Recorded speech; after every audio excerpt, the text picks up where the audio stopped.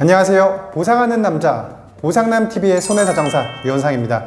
지난 영상에서는 보험회사의 현장심사 사유와 그 유형들에 대해서 말씀을 드려봤는데요. 오늘은 지난 영상에 이어 현장심사가 어떤 절차로 진행되는지에 대한 내용과 이러한 현장심사를 일반 보험 소비자가 어떻게 대처해야 하는지 알려드리도록 하겠습니다. 먼저 현장심사 절차에 대해서는 A라는 사람이 H보험회사에 보험금을 청구했다는 가정하에 순서대로 설명을 드려보겠습니다.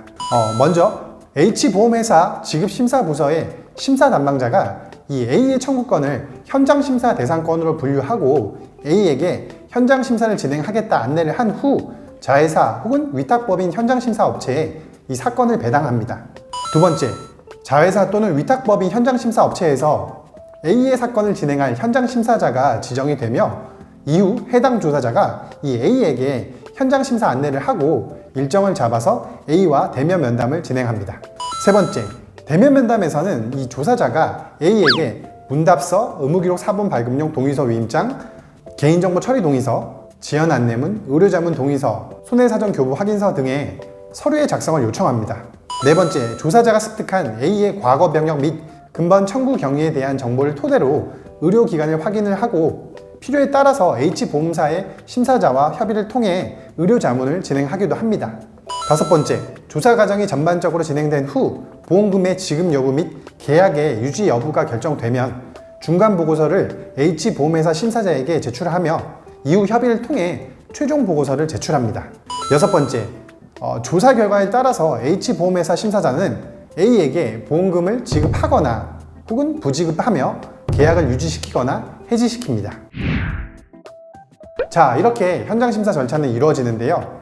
그럼 우리 보험 소비자들은 이 현장심사 절차에 대해서 어떻게 대처를 해야 할까요? 주로 많이 질문을 주시는 부분들에 대해서 답변을 좀 드리도록 하겠습니다. 먼저 많이들 여쭤보시는 게 조사자와의 대면 면담에서 어떻게 해야 하나, 간혹 병력을 다 숨겨야 하나, 병원 확인한 서류에 사인을 해주지 말아야 하나, 이런 질문들을 하시는 분들이 계신데요. 이미 조사자는 보험회사 전산을 통해 타사에서 이 고객이 지급받은 기지급 보험금 이력에 대한 모든 정보를 알고 고객을 만나러 오는 것이기 때문에 사실상 확인하는 것은 시간 문제입니다. 그렇기 때문에 부실 고지를 한 병력이 있다면 추가적인 고지를 통해 조건부 특약 승인 조건으로 보험계약을 유지하는 것이 바람직하다고 말씀드리고 싶습니다. 또한 서류 작성 관련해서 의무기록 사본 발급용 동의서 및 위임장을 몇 부를 써줘야 하는지도 많이들 물어보시는데요. 일반적인 과거 병력 확인건을 기준으로 말씀드리자면 청구병원을 제외한 세 부에서 네 부가 적당하다고 보시면 되겠습니다. 따라서 5부 이상 작성을 요구한다면 과연 이를 어디에 사용할 것인지 분명히 제시를 해 주실 필요가 있습니다. 또한 동의서 및 위임장은 공란은 절대 안 되며 의료기관명과 발급기간, 발급하는 서류의 종류를 직접 작성해 주시는 것이 좋습니다. 그리고 현장조사자가 국세청 의료비 내역이라든지 건강보험공단 요양급여 내역의 제출을 요구하는 경우가 있는데요. 전 항상 이렇게 말씀을 드리고 있습니다. 본인의 과거 병력이 고지의무 위반에 해당될 사안이 없다고 판단되면 협조해 주셔도 괜찮습니다. 하지만 그것이 아니라면 협조해 주지 않아도 무방합니다. 왜냐하면 해당 서류들의 협조는 선택사항이지 필수사항은 아니기 때문입니다. 또 의료자문 동의서에 대해서도 많이들 물어보시는데요. 자문 동의서의 경우에는 설명드릴 부분이 많기 때문에 따로 영상을 만들어서 세세하게 설명을 드리도록 하겠습니다. 자, 마지막으로 현장조사가 종결된 이후 보험회사에서 보험금 부지급, 보험계약의 해지 통보를 받는다면 그대로 수용할 것이 아니라 어떤 사유로 보험금이 부지급되고 보험계약이 해지되는지 그 사유에 대해서 서면으로 반드시 안내를 요청하셔야 합니다.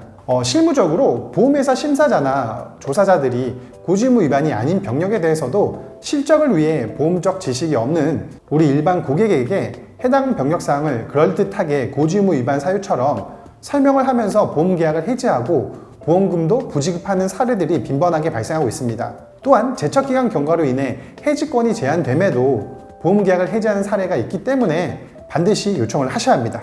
보험계약을 해지하는 사례가 있기 때문입니다. 자, 오늘 영상은 여기까지고요. 지난 영상에 이어 오늘 영상까지 보험회사의 현장심사에 대한 전반적인 내용들을 설명드렸는데요. 저의 영상이 시청자분들께 도움이 되시길 바라면서 추가적인 문의가 있으신 분들께서는 영상 상단의 전화번호로 문자 또는 연락 주시거나 댓글을 남겨주시면 성심성의껏 답변 드리도록 하겠습니다. 구독과 좋아요 그리고 알림 설정까지 부탁드리고요. 보상하는 남자 보상남TV의 손해사정사 유원상이었습니다. 감사합니다.